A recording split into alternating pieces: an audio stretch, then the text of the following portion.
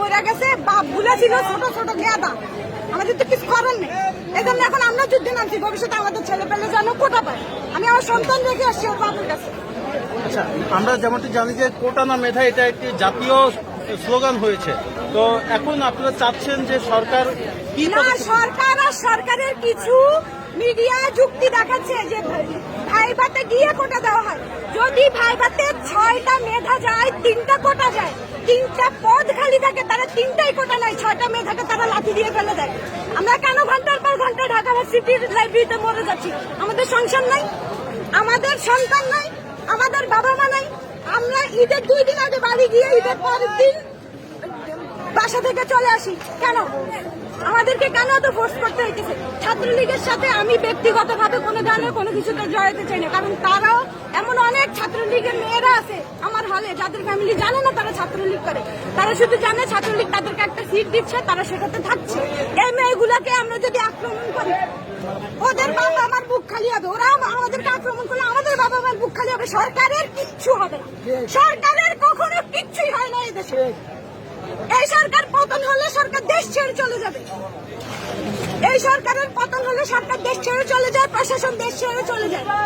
মরে কে? সাধারণ শিক্ষার্থী। আমরা মরতে আসছি, আমরা মরেই যাব, নয়তো আমরা মেরে যাব। আমরা যদি একটা মেধা পড়ে আমরা 10টা কোটা গিলে খাবো।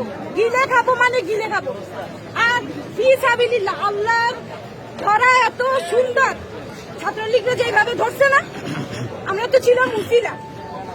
দেশও ধরবে, দেশ ধরবে, এত সহজ না। হারাম হারাম খেয়ে সহ্য করা এত সহজ না। আমরা কেন মেধা থাকা সত্ত্বেও ঢাকা ইউনিভার্সিটির একটা ছেলে মেয়ে ফার্স্ট সে হয় বিদেশ চলে যায়। আমার ভাই সে প্রাইমারিতে চাকরি করতেছে, তার শুধুমাত্র ব্যাকগ্রাউন্ডে ছাত্রলীগ ছিল না দেখে সে হচ্ছে গিয়ে ঢাকা ইউনিভার্সিটির স্টুডেন্ট, সে এখানে হচ্ছে গিয়ে চাকরি পায় নাই। কেন? আমাদেরটা করতে দেন, আপনারা আপনাদের নিয়ে থাকেন, আপনাদের গদির প্রতি আমাদের কোনো লোভ নেই। আমাদের কাহিনী, আমাদের কোটা নিয়ে, আমাদের স্বাধীনতা নিয়ে, আমাদের সচ্ছলতা নিয়ে। আমরা এত পরে কি করব? তাহলে এখন এখানে আমরা মানে ওই যে কি বলে গরু পালবো, ওনার ওখানে প্রচুর জায়গা, আমি দেখেছি একবার, প্রচুর জায়গা গরু পালবো, এখানে ধান চাষ করবো। আলহামদুলিল্লাহ মল চত্বরে পুরো ঢাকা ইউনিভার্সিটির পোলাপাইন থাকতে পারবে, আমি এখানেই থাকবো। আর কিছু বলার নাই ভাই।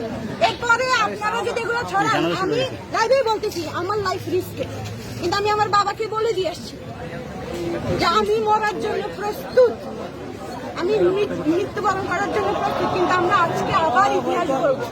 25শে মার্চ আনাইছে না আমাদের উপর, 25শে মার্চ আসছে কিনা ছাত্রছাত্রীর উপর, তাহলে 16ই ডিসেম্বরও আসবে, দেশ স্বাধীন হবে ইনশাআল্লাহ। সে সত্য কথা বলেছে।